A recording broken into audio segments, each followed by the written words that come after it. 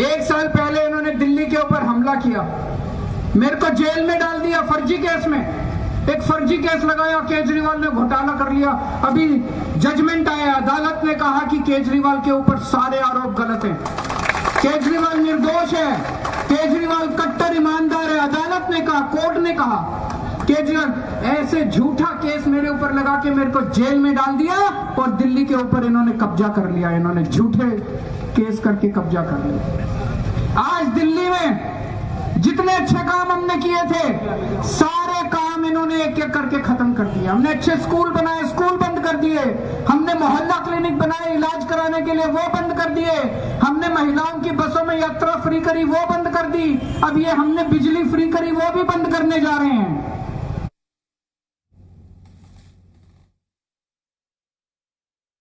बोलते हैं, झूठ बोलते हैं और झूठ के सिवा कुछ नहीं बोलते हैं।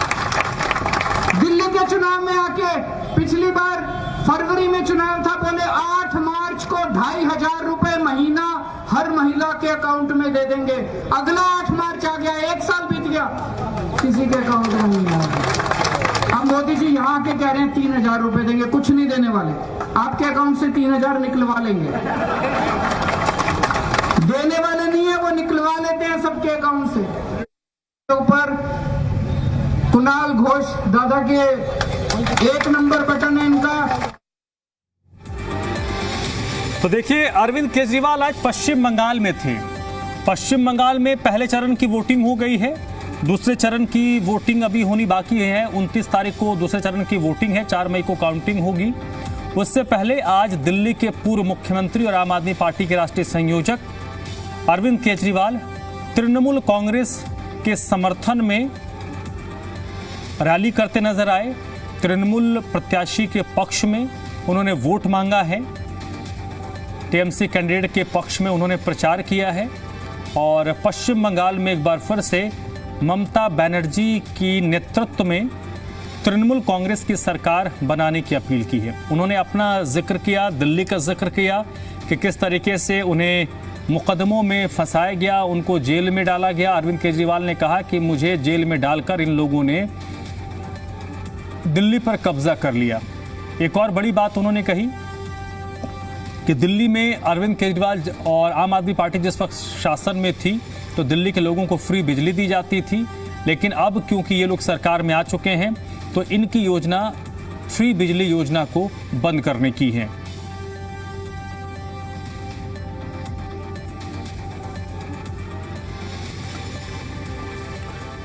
तो पश्चिम बंगाल में पहले चरण की वोटिंग हो चुकी है, दूसरे चरण की वोटिंग से पहले 24 घंटे से भी कम का वक्त बाकी है जब वहां पर दूसरे चरण के लिए भी प्रचार प्रसार बंद होगा। और उससे पहले अरविंद केजरीवाल ने टीएमसी के समर्थन में प्रचार किया और उन्होंने कोलकाता से दिल्ली को साधने की कोशिश की है। आरोप सीधे सीधे रेखा गुप्ता सरकार पर था। इस वक्त यासिर जिलानी मेरे साथ फोन लाइन पर जुड़े हैं, प्रवक्ता है भारतीय जनता पार्टी के, और मीनाक्षी शर्मा जी आम आदमी पार्टी के प्रवक्ता है। सबसे पहले यासिर जिलानी जी आपके पास ही आता हूं। कोलकाता से उन्होंने रेखा गुप्ता सरकार पर हमला बोला, क्या ऐसी कोई योजना है कि दिल्ली में जो बिजली फ्री योजना है उसको बंद किया जाएगा? एक हारा हुआ इंसान, हताश, निराश, सब कुछ उसके सामने से उनके ही लोगों ने छीन लिया है, तो वो अब इस तरह की बातें तो करेंगे। दिल्ली में दिल्ली की जनता पिछले 1 साल 2 महीने से उन्हें ढूंढ रही है, वो दिखाई नहीं देते। वो एक बंगले से दूसरे बंगले में शिफ्ट होने में उनका इतना समय निकल गया कि जनता के बीच में तो वो आए नहीं, विपक्ष का रोल निभाया नहीं। जिस जनता ने सर माथे पे उनको बिठाया, 11 साल मुख्यमंत्री बनाया, जब वो हार गए, जनता ने उनको यहाँ से हरा के भेज दिया, तो अब वो बंगाल में जाके दिल्ली के मुद्दे को उठा रहे हैं। इससे हास्यास्पद बात और क्या हो सकती है? अगर आपको राजनीति, अगर आपको विपक्ष का रोल निभाना था, करना था, तो आप दिल्ली में करते, आप दिल्ली के लोगों के साथ संवाद कायम करते, दिल्ली के लोगों के बीच में रहते। दिल्ली के लोगों ने अपने मुकुट में सजाया था, अपने ताज बनाया था, और दिल्ली के लोगों को जिस तरीके से धोखा दिया, कोई व्यक्ति इस तरह की भारतीय राजनीति में जो हरकत उन्होंने करी है, हमने तो नहीं देखा। आप भी बहुत अच्छे टाइम से जर्नलिज्म कर रहे हैं, आपने भी, मुझे नहीं लगता है कि कोई ऐसा एग्जाम्पल आपके सामने आया होगा कि जिस व्यक्ति को एक राज्य ने इतना प्यार दिया, उस व्यक्ति को अपनी बात कहने के लिए, अपने विपक्ष का रोल निभाने के लिए दूसरे राज्य में राजनीतिक रैली का इस्तेमाल करना पड़ता है। ये दिल्ली के सड़कों पे हम भी 27 साल तक विपक्ष का रोल निभाया है हमने। सड़क गली मोहल्ले तमाम, downtown, Lutyens, south Delhi, north Delhi तक हर वार्ड में हमने आप संघर्ष किया, इनके सामने विपक्ष का रोल निभाया। आइए यहाँ पे करिए ना, यहाँ नहीं कर पाएंगे क्योंकि ना तो वो जनता के साथ कनेक्ट रह गए, ना अपने कार्यकर्ताओं के साथ कनेक्ट रह गए, ना अपने लीडर के साथ वो कनेक्ट हो गए। इसका नतीजा हम देख रहे हैं कि किस तरीके से अब तो ये लोग सवाल कर रहे हैं। जो सबसे बड़ा सवाल अभी सामने आया है कि आम आदमी पार्टी असली है कौन? क्या राघव चड्ढा वाली आम आदमी पार्टी अब असली आम आदमी पार्टी होगी? जो लोग सवाल कर रहे हैं, दूसरे दल के लोग उनसे पूछ रहे हैं कि अगले आने वाले हफ्ते में क्या पंजाब में सरकार बच पाएगी, नहीं बच पाएगी? आप बंगाल जाके अपना मजाक उड़ा रहे हैं। बंगाल की जनता आपकी बातों को, खोखली बातों को कभी एक्सेप्ट नहीं करेगी।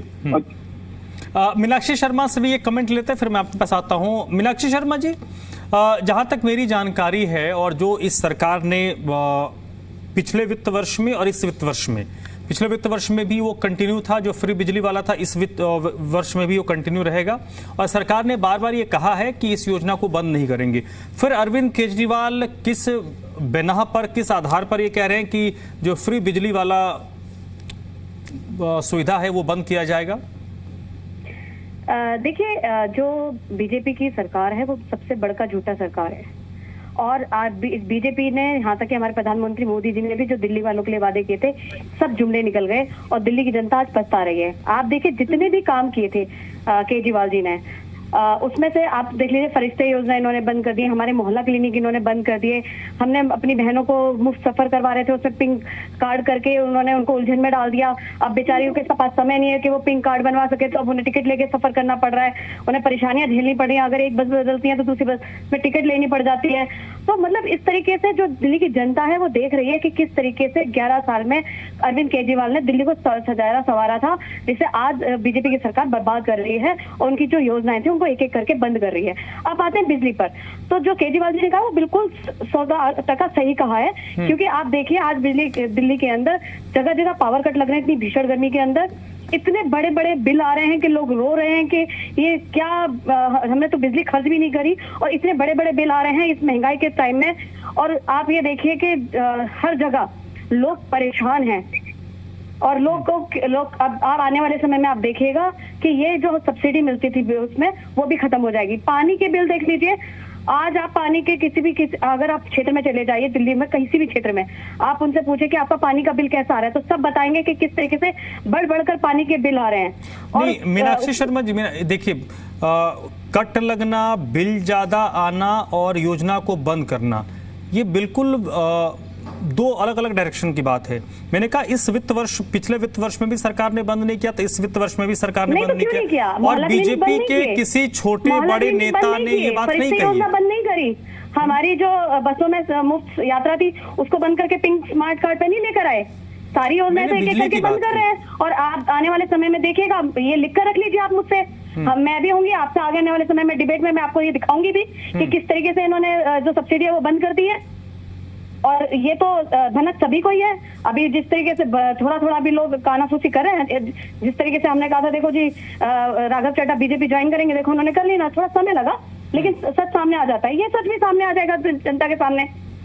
तो दिल्ली की जनता तो आप देख ही रहे हैं, आप भी जाते होंगे क्षेत्र के अंदर, आज दिल्ली की जनता केजरीवाल जी को याद कर रही है। और दिल्ली नहीं, देश की जनता ने भी देखा है कि किस तरीके से आम आदमी पार्टी सरकार को धोखे से हटाकर इन्होंने वोट काट कर जो जीत हासिल करी और जो झूठ बोला केजरीवाल जी के लिए, वो आज दिल्ली की जनता भुगत रही है। देख रही है कि किस तरीके से 2,500 रुपए का वादा किया, 8 मार्च को मिलने थे, आज साल भर क्या 1.5 साल से ऊपर हो गया, 2 बार मोदी जी आके चले गए, यहाँ तक कि 8 मार्च को भी आके चले गए महिला दिवस पर, लेकिन आज तक वो जुमला का जुमला ही रहा।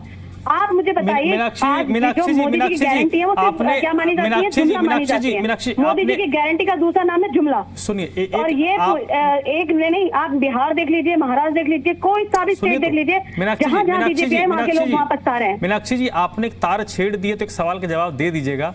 मैं विषयांतर थोड़ा हो जाएगा, लेकिन क्योंकि आपने बहुत सारे एग्जाम्पल दे दिए तो एक मेरे पास जहन में एक सवाल आ गया। अभी 2-3 दिन बाद आपकी एमसीडी में वोटिंग होनी है ना, तो उसमें मुझे किसी बीजेपी के नेता ने कहा, जब राघव वाला प्रकरण हुआ था, कि ये लोग अपने पार्षदों को संभाल लें। आप देखिएगा कि उनके जितने पार्षद हैं उनमें से कितने किस पक्ष में वोट करेंगे। तो आप अभी बता दीजिए अगर ऐसा कुछ है तो, और कितने राघव चड्ढा का तो आपने बता दिया, उसके साथ कुछ और लोग जुड़ गए, तो क्या पार्षदों में भी कुछ लोग जाएंगे उधर? तो अगर जाएंगे तो फिर उनके बारे में क्या कहिएगा?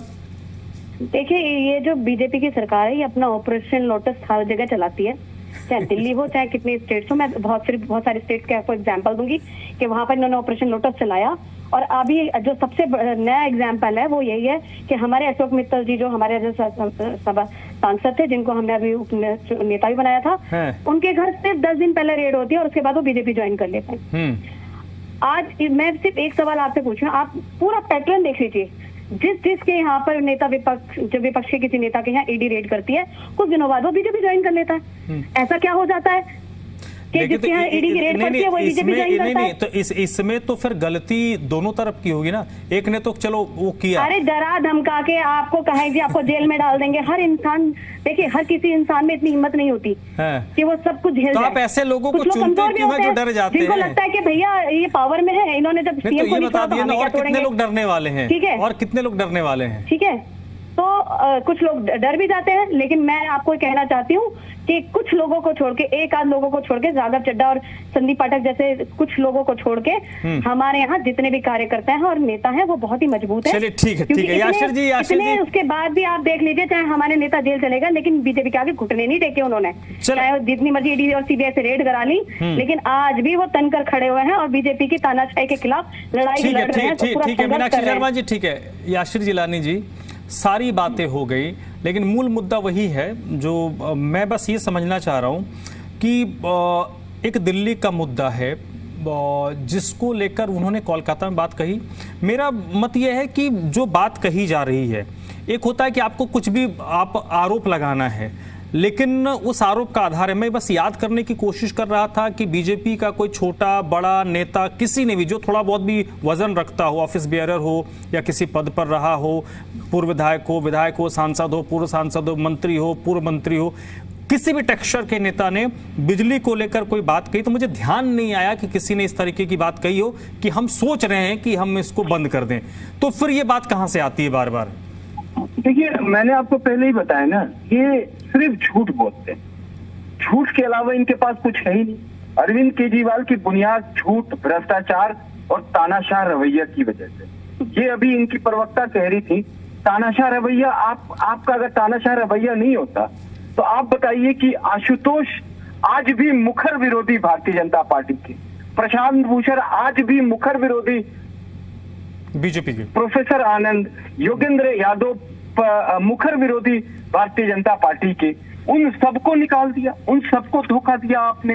प्रशांत भूषण के फादर जो थे वो उनको बेटे की तरह मानते थे, वो उनको धोखा दे दिया। जिनको सबसे पहले सबसे बड़ा चंदा आम आदमी पार्टी को अगर दिया था तो उनके फादर शशि भूषण साहब ने दिया था, शांति भूषण साहब ने, उनको धोखा दिया। तो धोखे की शुरुआत, भ्रष्टाचार की शुरुआत और तानाशाह रवैया। तानाशाह रवैया का एक और एग्जाम्पल आपको दे देता हूँ। भाई, हमने तो नहीं कहा, इनकी सांसद स्वाति मालीवाल को उनके घर में विभव कुमार ने पीटा। ये खुद स्वाति मालीवाल का कल से वीडियो वायरल है, कल भी उन्होंने यही बात कही। अंशुल प्रकाश की पिटाई प्रकरण को हमने इस पे कितनी डिबेट करी। इनके एमएलए, कुख्यात एमएलए ओखला के, उन्होंने अपने हाथों से पीटा, लातों से पीटा, जूतों से मारा। तो आपका रवैया था तानाशाह, शहंशाह वाला, आप बर्दाश्त नहीं करते थे। आप बताइए, एक और आपको मैं बात बता दूं कि हम एक चीज पे चर्चा नहीं कर रहे। इनके एक राष्ट्रीय संगठन मंत्री है संदीप पाठक जी। संदीप पाठक जी पार्टी छोड़ दिया उन्होंने। आपको मालूम है कि जो संगठन मंत्री होता है वो विचारधारा का प्रहरी होता है। हमारे यहाँ तो नंबर 2 होता है वो। हाँ नहीं, हमारे यहाँ तो ऐसे समझिए कि भारतीय जनता पार्टी में तो संगठन मंत्री को माँ का संज्ञा दिया जाता है। जो संगठनात्मक दृष्टिकोण से जो कार्य वो तय कर देते हैं, उसी कार्य पद्धति पे का एक एक कार्यकर्ता, चाहे वो देश के प्रधानमंत्री हो, चाहे वो मंडल का एक छोटा कार्यकर्ता हो, वो संगठन मंत्री के एक तो संगठन मंत्री, वो भी संस्थापक सदस्य, में प्रोफेसर रह चुके संदीप पाठक, ऐसे कौन सी इनके सिद्धांत जो मूल सिद्धांत थे उनसे टकराव हुआ कि उन्होंने साथ छोड़ दिया।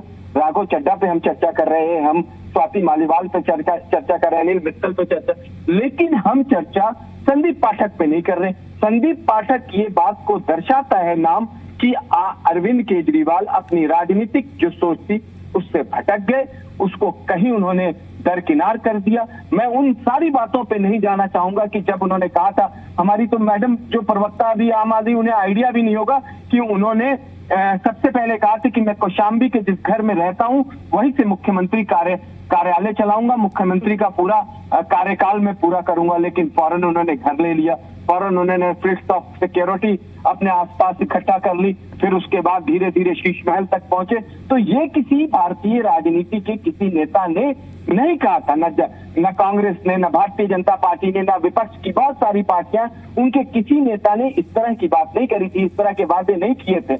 आज जब वो खुद अपना वीडियो देखते होंगे तो उन्हें शर्म आती होगी कि मैंने कितना झूठ बोला है। उसी का नतीजा है कि आज उनके साथी उनका साथ छोड़ के लेकिन ठीक है याशिर जी, मीनाक्षी शर्मा जी एक बात बताइए, लेकिन वो बिजली वाला जो मेन मुद्दा है, हाँ। आप बताइए भारतीय जनता पार्टी में आप बहुत अच्छे से जानते हैं, मुख्यमंत्री कोई बात कहें, दिल्ली की मंत्री कोई बात कहें, तभी तो बात उसको मानी जाएगी, या संगठनात्मक दृष्टिकोण से जो प्रदेश के अध्यक्ष हैं वो अगर कोई बात कहेंगे तो आपने इन तीनों का वक्तव्य कहीं तो नहीं सुना, जो बिजली मंत्री, मुख्यमंत्री और प्रदेश अध्यक्ष। नहीं, तो मैंने तो इसको नहीं याशिर जी, मैंने तो इसको थोड़ा और ब्रॉडर कर दिया कि कोई विधायक हो, पूर्व विधायक हो, सांसद हो, पूर्व सांसद हो, ऑफिस बियरर कोई हो, किसी ने मैंने तो नहीं सुना, मेरी याददाश्त में देखिए उनके क्षेत्र अधिकार में नहीं आता है। देखिए क्षेत्र अधिकार में मुख्यमंत्री, क्षेत्र अधिकार में बिजली मंत्री, और अगर संगठनात्मक दृष्टिकोण से कोई बात कहनी होती है तो प्रदेश के, ठीक है बताइए, ठीक है इसी के जवाब मीनाक्षी जी जल्दी से इसी के जवाब दीजिए, याशिर जी कह रहे हैं। देखिए कहा तो इनके सीएम ने ये भी नहीं था कि पावर कट लगने शुरू हो जाएंगे,